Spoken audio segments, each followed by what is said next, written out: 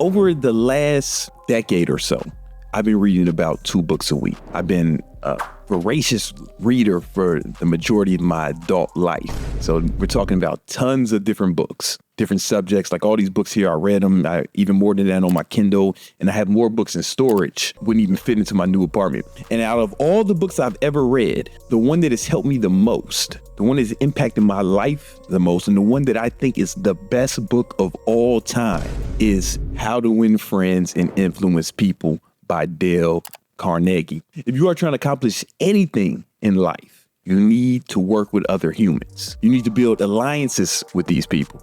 And this is the best book on how to do that.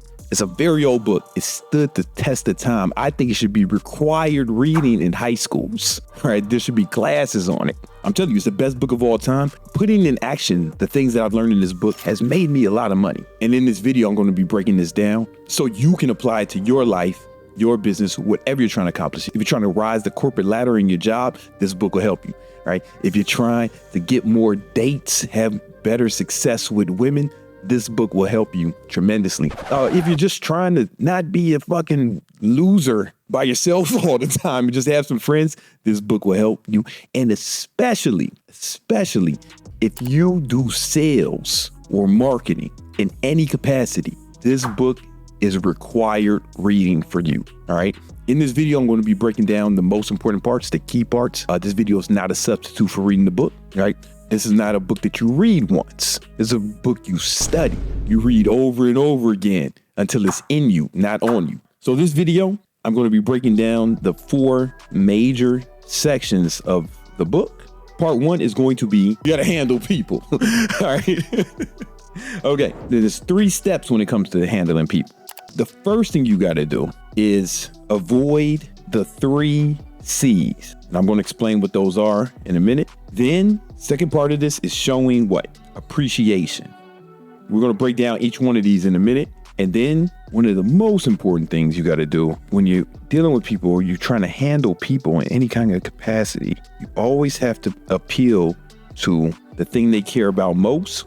Everyone cares about most. What's in it for them?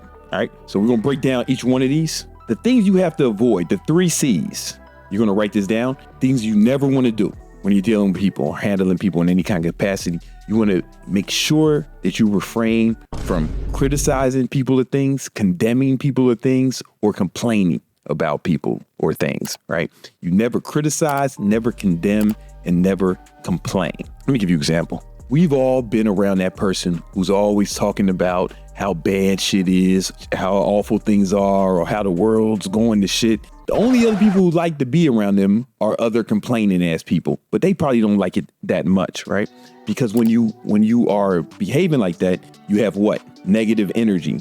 Negative energy is compulsive. And I know I'm at the risk of sounding like one of them chicks who collects crystals. You know, you go to her crib and she's got a whole fucking gravel pit on her bedside, fucking exotic looking shiny rocks and shit. And she wants to ask you her horoscope and maybe she eats kale chips, but it's a real thing. Negative energy is repulsive. If you are trying to win friends and influence people and you're always complaining, you will not be as successful in that endeavor. By contrast, if you avoid those things, you have more positive energy, and everyone loves that. For example, when my son was real little, I would walk him around in the stroller, walking him around the neighborhood. He would just be so happy to be outside in the stroller, and he'd have like a Paw Patrol toy, and he was a child. He would be smiling and like just giggling to himself while I was walking him in the stroller. And then the people would see that, right? As we walked by, men, women, children, everybody, and they would look at him, and I would see them like light up, right? I would see them just get happy, just viewing this happy person, because it's contagious. And no one likes to be around a negative person. But some negative people don't even realize how negative they are, because it's been complaining and condemning and criticizing. It's become normalized. The beauty of that is because, it's ubiquitous now, just this negative energy, the more positive you are, the more you stand out. And guess what? People want to be around you more, right? If you're trying to win friends and influence people, but you're always talking shit, you're always being negative, you're going to have less success in that endeavor, right? Then the third part is appreciation. We've all had that experience when we help somebody with something or we do something nice for someone and they don't seem to appreciate it. That breeds resentment, right? However, when you do something for someone, even when it's small, it may seem insignificant to you, but they get real excited about it, like you made their fucking day. If they act real excited, you want to help them more, right? And the same thing for you. So if you show appreciation every time somebody does something, or just for them in general, right? They want to help you more. Let me give you an example. The way they train dolphins in a zoo or a aquarium, or they train them just like other animals. No, they don't train them the same way they train all the other animals, because you can't whip a dolphin. You can't really punish a dolphin. The only way you can train a dolphin is with positive reinforcement. So every time the dolphin does something remotely close to what the dolphin trainer wants them to do, they reward them with a fish. So they catch the dolphin doing something good and show appreciation by rewarding them. And the dolphin over time learns, oh, when I do this, I get fish. And then they keep upping the things the dolphin needs to do. Next thing you know, the dolphin is jumping through fucking hoops and shit on command, right? It was just positive reinforcement. They didn't tell the dolphin to do anything. They didn't force the dolphin to do anything, because the dolphins don't speak English. I know this may come as a surprise to many of you, but dolphins cannot comprehend the English language. They are trained 100% with positive reinforcement, but all animals are, including Homo sapien humans. If somebody does something for you and you show a lot of appreciation for it, what happens? That appreciation is like a reward. It makes people feel good. Everybody likes to be appreciated. And when you show appreciation for something you do, then you're kind of training them to do it more. Now, what happens by contrast? I remember my mom was trying to get me to call her more. She wanted me to call her more often. The problem is I got sent away to military school when I was a kid. And this was before cell phones were invented. The only people who had cell phones were doctors and drug dealers, right? I was neither at that time. So I didn't have a cell phone in military school. So I got used to not talking to my parents. And when I went to college and become an adult, I would call my mom very infrequently. And I still haven't really trained myself to do it more often. So I had to put it in my calendar to remind myself. But when she was trying to get me to call her more, when I did call her, she didn't say, hey, I'm so happy you called. What she would say was, oh, you don't never call me, man. You don't never. She would talk to me about almost like punish me for calling her, because she would complain. Remember, complain or condemn. She would complain and condemn me while I was on the phone, right? So I did what she wanted. She did not show appreciation. She condemned and criticized me. What is she training me to do? Right, she's training me to do the opposite. As a result, I call her almost never. I'm just playing. It was like that until I put it in my calendar and then problem solved. But I had to force myself to do it. She could have just trained me to do it. Had she picked up the phone and said, oh my God, I'm so happy, and showed appreciation for the call, I'd have been eager to call her again, right? Subconsciously.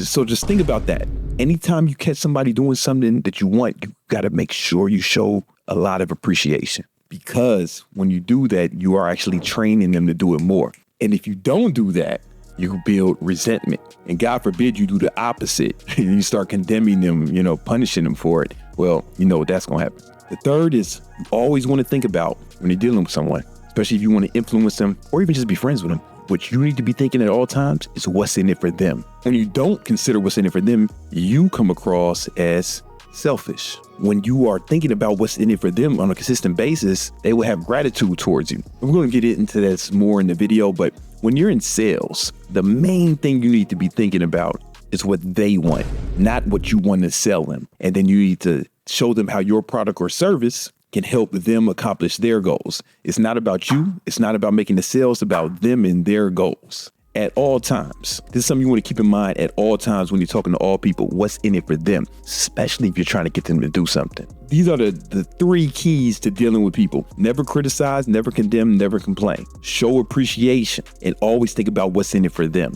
This is a running theme through the book, is to show interest in the other person. Think about what they want. Think about their interests. That's how you persuade people, and that's how you win friends. Most people think that to persuade people or to be interesting to another person, that you have to talk about how dope you are and all the dope shit you have. That is not the way. You want to do the exact opposite. You want to be talking about how much you like the other person, good things about them, and most importantly, things they want. That's going to be a running theme throughout this video. We're going to get into it more. It's the other person, not you. So that's part one, handling people, right? part 2. Here's the second part. Make people, this is how you make people love you. So we're going to break this down. There's really 6 steps, but they're going to be broke down into 2 categories. And these are behaviors, and actions, right? And you may be thinking, what's the difference? Actions are things you do, but behaviors are attitudes you convey when you're doing something. And if you do these things, I'm telling you, man, people will be in fucking love with you, man, infatuated with you. So number 1, be interested in them. The action you can engage in to convey that would be, one of them would be to talk in terms of the other person's interest, all right? Be interested in them. I'll give you an example. One of the masters of this shit is my boy Lewis Howes from the School of Greatness. We've done YouTube videos together. That's the homie. When I met Lewis, I had some people from my team with me, right? And there was a girl with us too, right? Well, and one thing that a lot of people do when they're with a star or influencer, they kind of just talk to the influencer and they kind of ignore everyone else. I make sure I don't do that, but I noticed Lewis did it too. He asked the girl who was with us, he said, after asking her name and asking stuff about her, he said, what are you excited about in your life right now?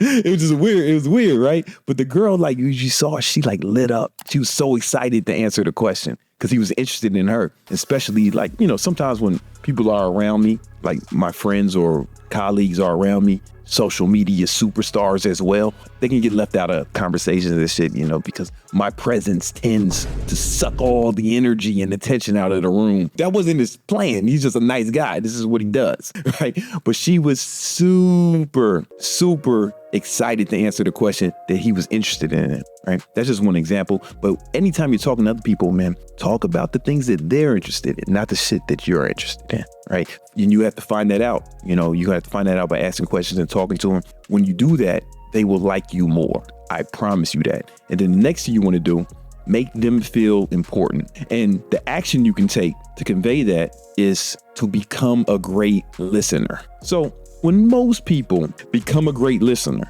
this makes people feel important, right? You're really listening to them. What most people do, they're kind of just waiting for their opportunity to talk in a conversation, or they're thinking about what they're going to say next while the other person is talking, barely listening. You want to really listen and really be a great listener. I'm telling you, man, Lewis is one of the best at this, Lewis Howes, because if you watch the interview I did with him, it was on my channel. I'm asking him questions, talking about his book, and then he showed some interest in me in their interview, and he asked me a question, right? And next thing you know, he's got me talking more than him. I was like, no, Lewis. It was like a battle to see who can get the other person talking more. But I think we were just both doing it unconsciously. But he's a master at this shit. Like, I've never seen that before. I've never seen someone flip an interview. But Lewis did that shit, and I liked him more. Everybody wants to feel important. And almost nobody does this. Almost no one is a good listener. If you can become a great listener, it's so powerful. For example, we're going to talk about this more. My sales team, we have a software. What's it called? I think it's called Gong, where we record all our sales calls, right? Gong will show us if my salesperson is talking more or the prospect is talking more, and it'll give us a percentage of who's talking more. And I tell my salespeople, I want them talking at least 80%, at least. When I look at your calls, when I look at the calls, it gives me the breakdown. I want to see 80% of the customer talking. And every salesperson with the highest percentage of the customer talking and the lowest percentage of them talking, they always outsell people who talk more. Because sales, persuasion, or even just getting people to like you is not about you talking, right? That's what hustlers do. That's what people who are trying, I mean, when I say hustler, I mean it in a negative sense. People who are trying to fucking scammers or fucking street hustlers. Hey, man, I got all this shit, all that shit. That's how they talk. But like really persuasive people, the best persuaders, get you to talk more. And the more you talk, the more they learn. And on a subconscious level, you start to like them. Everyone's favorite subject is themselves. And if you can get them to talk about themselves, you don't interrupt, you actually listen, ask follow-up questions, people will fall in love with you. I guarantee you, man. I mean, fortunately, I'm not going to give you no examples because my girl is like right there. But in my past, this is a strategy I employed, right? Just let them hoes talk, man. They'll start to like you more. The next behavior is you want to show you enjoy their presence. And there's actually 2 ways you can accomplish this. Really simple, right? One is to smile. I know a lot of you guys want to be like extra alpha, fucking tough guys. And that might appeal to a certain demographic, but a more broader demographic is to smile. You know, my homie Splash Man, he has some friends who live in my building. He told me that they say, man, every time I see Brandon, he's always smiling. Because I kind of train myself to do that because it's something about a smile, right? It makes people feel as if they're welcome and it makes them feel safe in your presence. And that's kind of how I learned this, right? I read this in a book. Okay, listen, criminals have a criminal swag. I can't explain it. Drug dealers or fucking shooters, thugs, they got the thug look. You know, they looking like thugs, right? They walk like thugs, they behave like thugs. And there was a time in my life when I was really young where I don't want to implicate myself in anything, but I was surrounded. A lot of my colleagues were thugs and criminals, you know, early 20s, long time ago, way past. And to evade law enforcement, I just started to smile more. I swear to God, if you draw a criminal right now, a fucking street criminal, he probably doesn't have a smile on his face. So I just make sure I smile more, as well as dressing like Carlton Banks from Fresh Prince whenever I wanted to be more clandestine and move past and evade law enforcement. But I noticed that people just treated me better. People were happy to see me, right? And I took that into all areas of my life. And then especially being a 6 foot, 200 pound Black man, I know that I can, in general, just be intimidating if I want to, right? Covered in tattoos and shit. So sometimes people are on guard immediately when I walk into a place. But if I walk into the place with a big smile, hey, what's going on? Right, with a big smile, everybody's, oh, everything's cool. I like this guy. And people are more friendly in this. You can just start extrapolating that to all different areas of your life. So I just kind of trained myself to smile more, man. And it's a funny thing about smiling. Smiles are contagious. Laughs, the same way laughs are contagious, the same way sadness is contagious. We have something called mirror neurons. So when you start to smile more, it's kind of infectious and other people start to smile more. Here's the thing, when you smile, it actually sends different neurochemicals to go off in your brain that make you happy. And if smiles are contagious, you can literally make somebody happy by smiling at them, right? And now if you're the person who's making everyone happy everywhere you go, do you think it'd be that hard to win friends and influence people, right? Smiles are contagious. And you've all seen it. You ever seen like a fucking toddler run into a room with a big smile on his face laughing? Everyone in that room lights up. You can do that too. You have that same power, right? I swear you have that same power, but it makes you more attractive and it makes you more, people are compelled to be around you more. Think about the opposite. Somebody who's all mean and sour. You don't never want to be around that person. That motherfucker is dreadful, right? So the more you can smile, especially when you're around the people you want to persuade, right? When you're in their presence, smile. When you're talking to them, smile. Not fucking goofy, right? But smile. Like I tell my sales team, I made them all watch this movie. There's this one scene in this movie where it's called Out of Sight. I saw this when I was 17. It's not a great movie, but it's kind of entertaining. But it's George Clooney and J-Lo, and he's like a bank robber, but he's super charismatic. And I was like, yo, this motherfucker's a criminal, man, but everybody likes him. And we're rooting for him in the movie, right? We're rooting for the criminal in the movie, the fucking bad guy, right? Because he was just so charismatic. And what you know, he got like this like smile, like it's not like a cheesing, but he's got like a smile on the whole time. And there's one point he's talking to J-Lo right before he bucks her. A lot of guys, man, talking to J-Lo, they'd be nervous, but he had to fucking smile. And I made him watch that scene where he's talking to her right before he bucks her. And I say, that's the fucking attitude you got to have on a sales call. That George Clooney smile. I'm telling you, man, when I watch your sales calls, I want to see the George Clooney smile. Confident, happy, you know what I'm saying? Because he made that sale. If you watch the movie, he closed that deal. All right. And the next thing you can do is remember their name. Remember their name and use it. Don't overdo it, but if you can remember someone's name, man. So the book goes into great detail about how people's names, everyone's own name is the best sound in the world to them. And it makes them feel special, right? If you can remember the name, it makes them special. And most people never remember other people's names, right? So what you could do, you can like immediately write it down or take a note on it, or you can just say it a few times in your head or try to use it in the conversation. And this is real good. If you can use it in the conversation, remember it better. Remember their names. People will like you more if you call them by their names. Don't overdo it. Don't be fucking weird about it.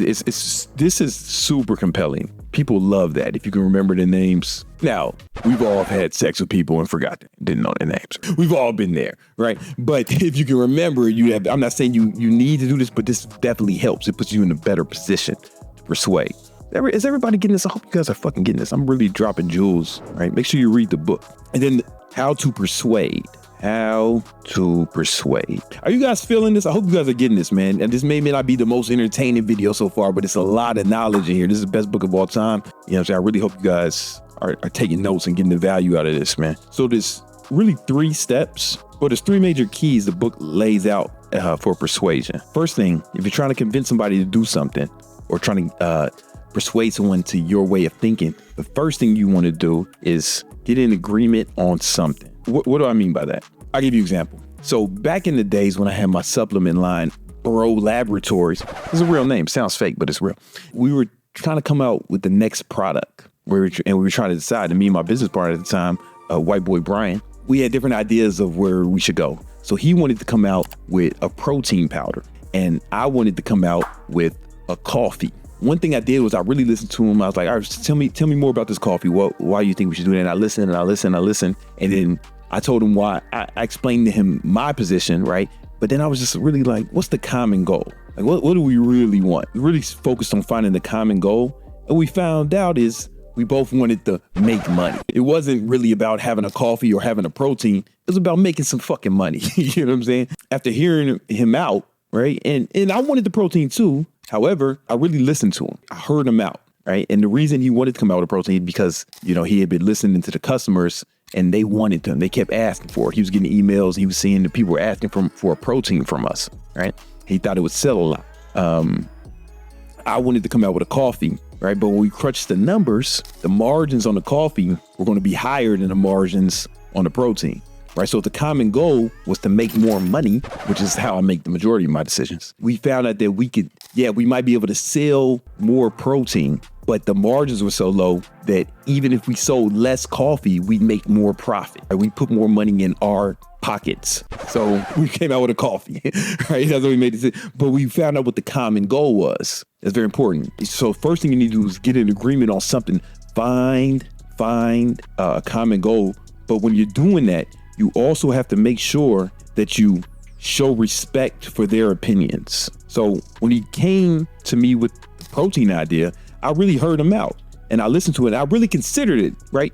It's not fake. I really considered it like he might be right because he had different insight because he actually handled the customer service more than me, right? I was just making YouTube videos, doing the promotion and really, you know, placing the ads and all that other shit. You know, I handled the marketing, but he handled the customer service. So he had insight that I didn't have. But I didn't just shoot him down and say, no, white boy, we coming out with the motherfucking coffee. No. I really listened to him and I respected his opinion. But, you know, we found a common ground. And then because I respected his opinion and we found out what the overall common goal is, he was happy to move in that direction. It wasn't like I tricked him. It wasn't like I forced his hand. It's like we were on the same page and we both decided, okay, this is the right move. But I was totally willing, if I heard the right information, to do the protein instead. And that kind of leads to the second part. You have to hear them out. And when you're doing this, honestly see their point of view. This is a big point that Dale Carnegie makes. Here's what I mean by that. There was one employee I had this idea. I wanted to change the scheduling of a project we were doing. I thought it was a good idea, but I asked them, what do you think would happen if we did this, right? I didn't just say, hey, we want to do it, right? Because I might be wrong, right? You know, just different people in my organization have insight that I might not have, right? And I never assume I'm 100% right. So I said, I want to change the schedule of like some of the video stuff. And he was like, well, do you want to do it because you want to do it more? Or do you want to do it because you want to get the best views or something to that effect, right? I was like, oh, okay. It sounds like this, like trying to find a common goal. But what he didn't do was he didn't hear me out and hear out my point of view or show respect. Basically, when somebody does that, I can kind of tell that they're trying to convince me to do something, right? If they go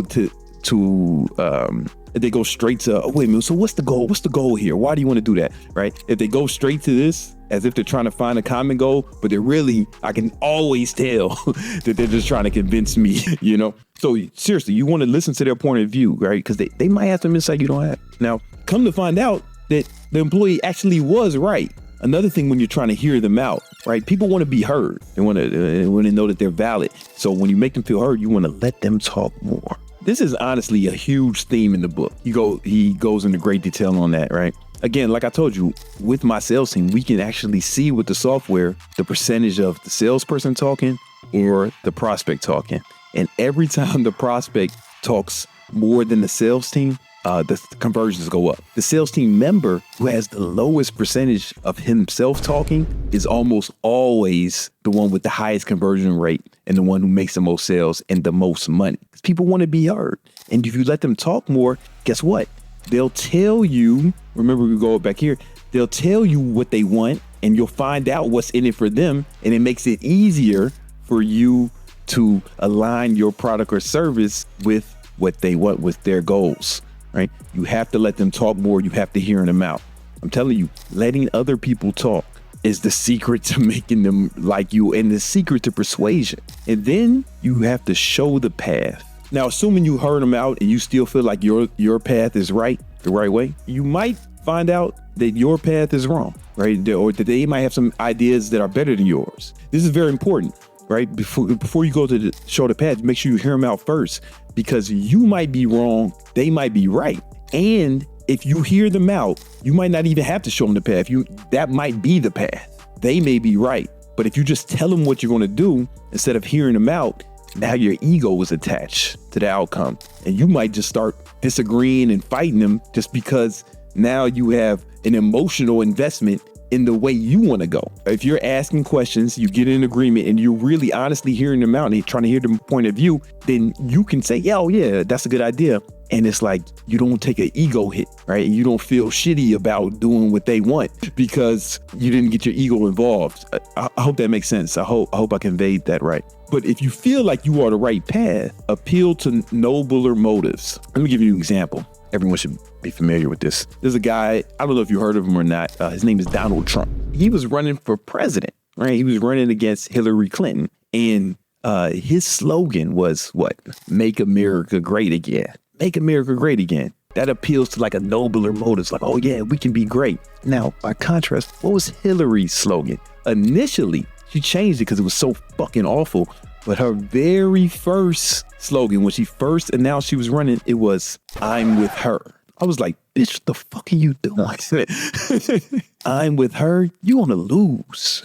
She immediately changed that shit because it was so awful, right? And listen, Make America Great Again, it's so generic. It can mean different things to different people. And it worked. You got to appeal to sometimes you got to appeal to something bigger, some more noble. Trump was masterful in that, right?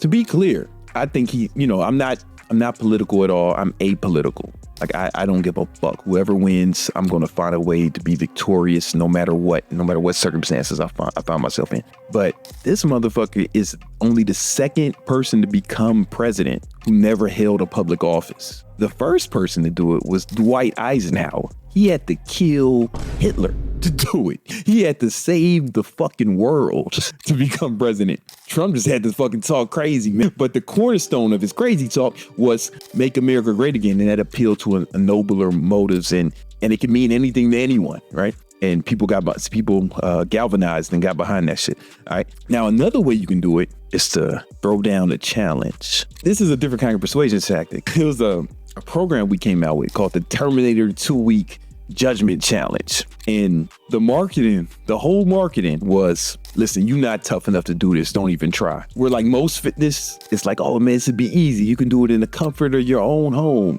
and it's an easy, fun workout. Our shit was like, nah, this is going to be the hardest workout you ever fucking tried. In fact, you shouldn't try it because you a bitch. Ain't no way you can do this, pussy, man. You need to do some other shit. That was like one of my highest selling products ever because people like to have a challenge and they like to rise to the occasion. You see this sometimes in the grocery store, like burning hot sauce, like it's the hottest shit. Motherfuckers, let me try that. People like a challenge. And the way you can do this is, you can just, let's say you're trying to persuade someone to do something. You can be like, listen, man. For example, sometimes when I'm actually selling on sales calls, I'll say stuff like, man, are you sure you want to do this, man? This is going to be very difficult, man. How about you just keep doing what you're doing, man? Like this thing is not really cut out for everyone. Like I'll say it all the time. There's truth in there. But some people are like, what you mean? What you think I can't do it? You know what I'm saying? Listen, I'm not saying you can't do it. What are you saying you can? And they were like, yeah, I can. Are you sure? Well, let's go. We do that all the time in sales, but you got to really mean it though.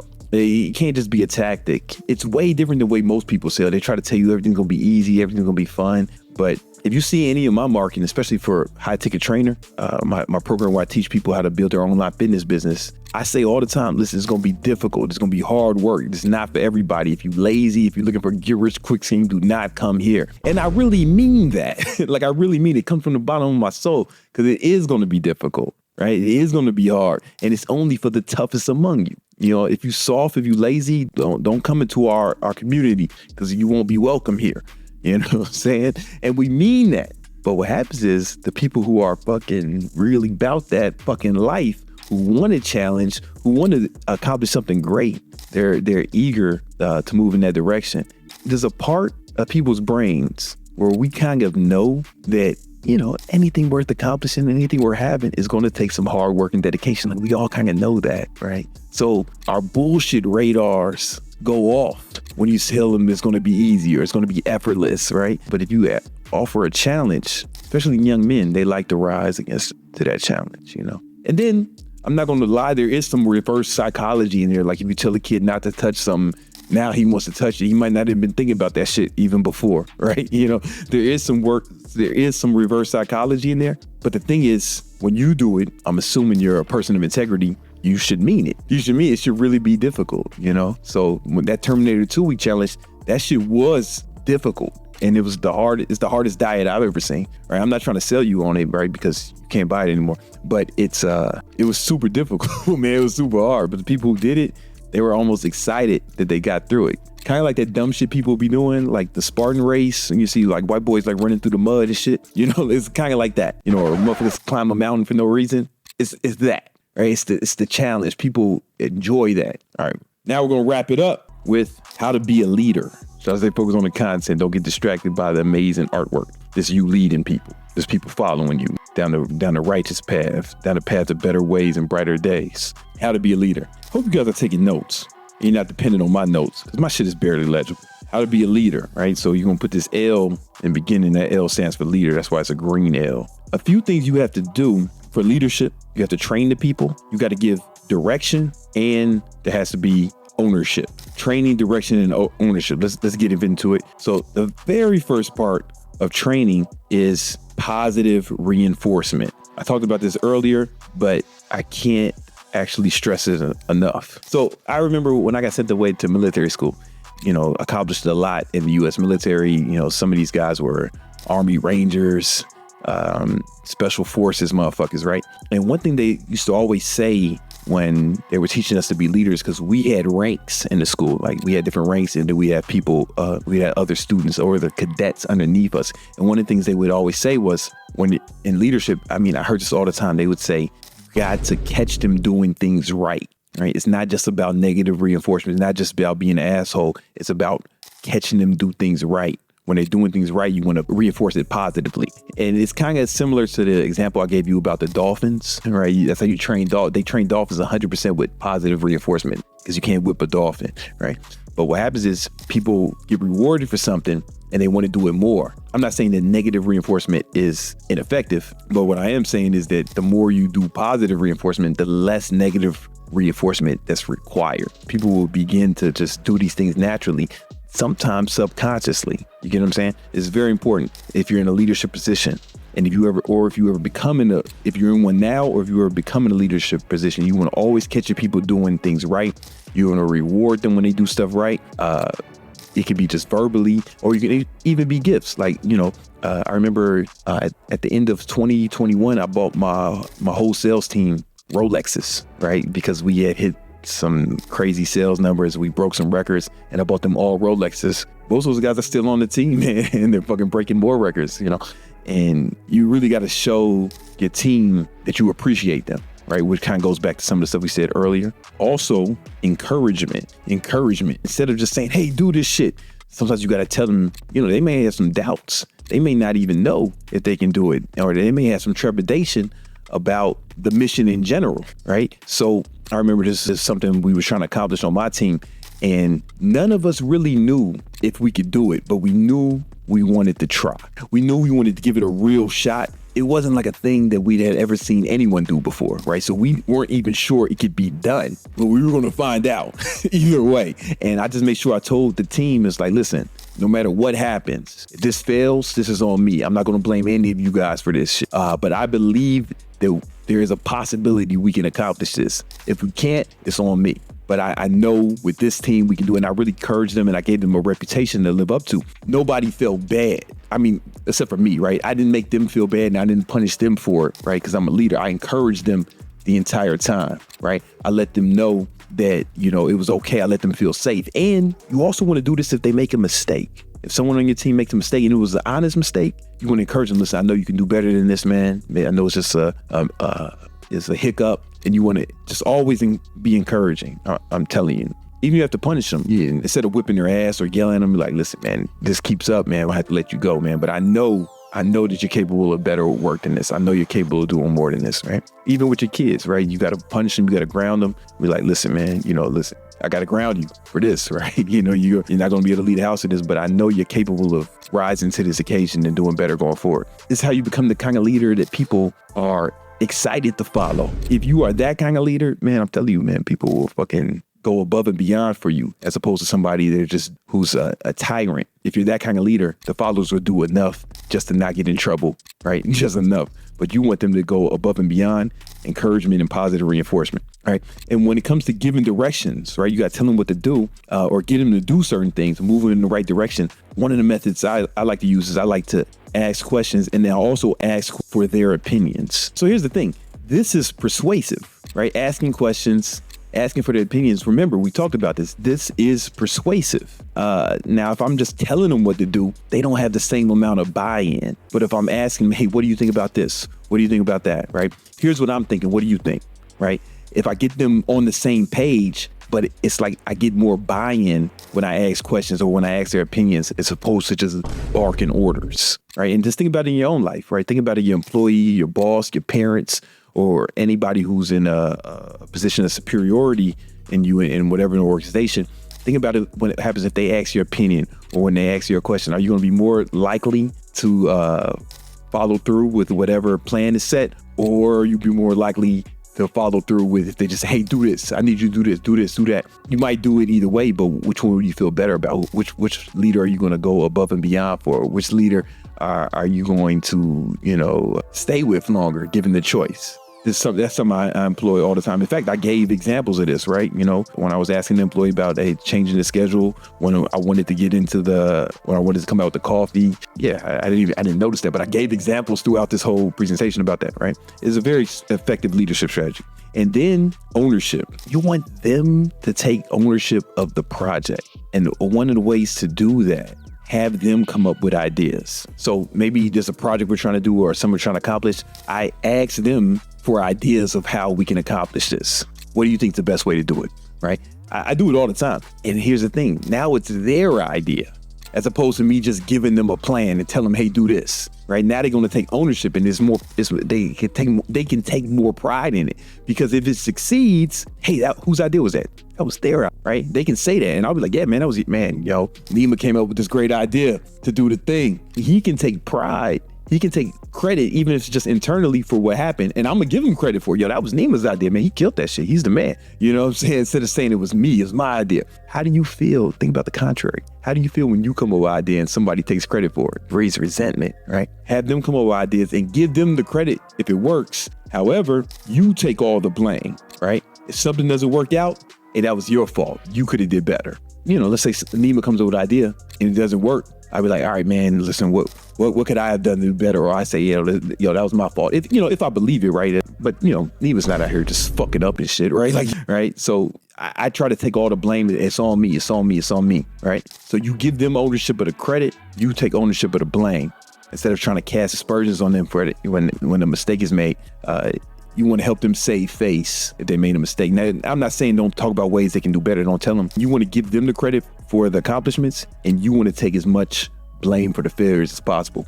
For example, if you watch any of the best quarterbacks of all time on the team, after they lose a game, what do they say? They may say, yo, I got to do better. It starts with me. That's what the best people say. And the coaches that come on say the same thing. I got to start better. I got to be better. I got to, The leaders should take the blame. You see that sports is the best example, especially in American football, not that other football that y'all be watching. The best coaches do that. And the best quarterbacks do that because they're the leaders of the team. When there's a victory, the quarterback doesn't come out and say, man, I was throwing this shit out of that ball. You see that shit? Yo, man, almost got sacked. These motherfuckers couldn't cover. No, he said, man, our guys came out there. We fought hard, man. They give credit to the other people, but they take the blame. They absorb the blame. You want to be doing the same. You know what I'm saying? Like, that's very important. Okay, there's a public example when I did this, right? Like when I got the award for the 1 million YouTube subscribers, I immediately thanked all the people who've worked on the channel, like the video guys who work for me now, the ones who worked for me in the past. I also thanked, my mentors, and I just thanked them. And of course, the subscribers and the fans, you motherfuckers, this shit, right? I tried to give as much credit to my team as possible, as opposed to just talking about how dope I am. I could have went on and said, yeah, I knew this was gonna happen. I'm that nigga. You know what it is, man. Fucking big Brandon Carter. Can't nobody do this shit like me, you bitch ass niggas. Even though I was thinking that out loud, I still want to give the credit to my team. You know what I'm saying? Because the truth is, I wouldn't have been able to do it without. Nobody does it by themselves. You know, the team is super important. Like every successful leader had a great team, and you gotta make sure you're giving them as much credit and praise as possible, right? And these are just a few of the lessons I got from this fantastic book. Every time I read it, I feel like I learned something new, right? But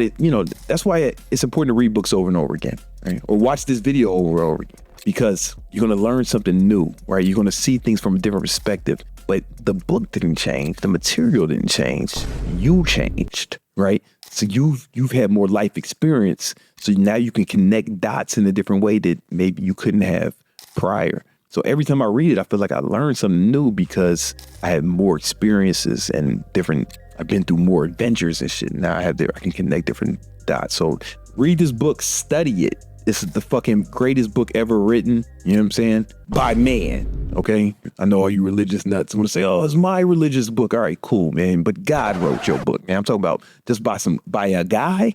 This is the best one. All right. How to Win Friendly Influence People. Hey, and if you want to know some other books that I think are fantastic, I have a whole video about my top 50 books of all times. I put them in the tier list. You should check that out.